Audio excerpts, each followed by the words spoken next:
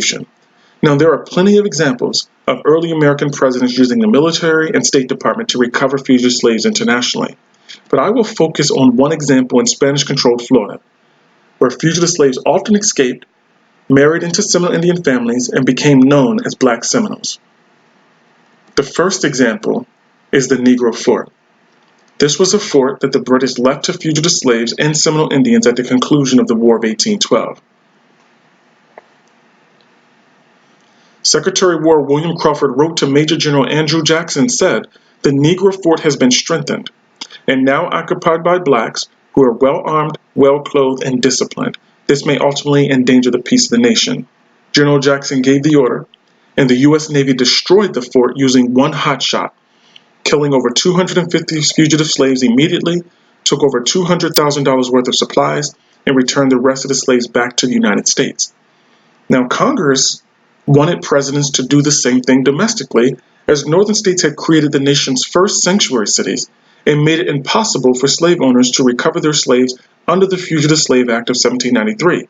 So Congress passed the Fugitive Slave Act of 1850, empowering the president via the U.S. Marshals to recover fugitive slaves domestically. So Presidents Fillmore, Pierce, and Buchanan began recovering fugitive slaves right away, like when U.S. Marshal Raleigh arrested a fugitive slave named Shadrach Minkins in Boston. A large group of free Africans broke into the courthouse and rescued Shadrach.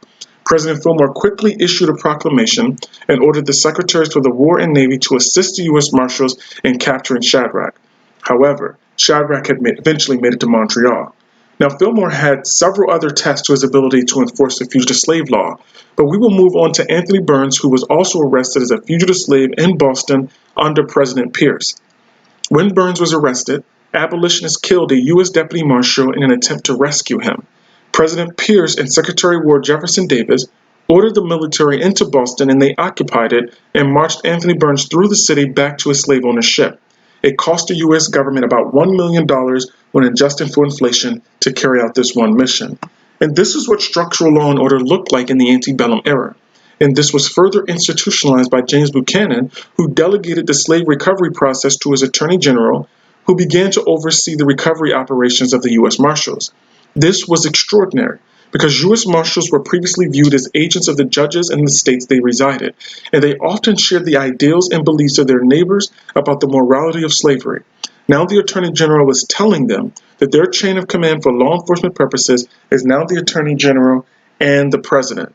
This shift in law enforcement priorities was significant, as James Buchanan could boast at the end of his term that he recovered more slaves than his predecessors, which was in his words his constitutional duty, as according to him the South would have never joined the Union in 1787 if they did not believe the federal government would recover their fugitive slaves.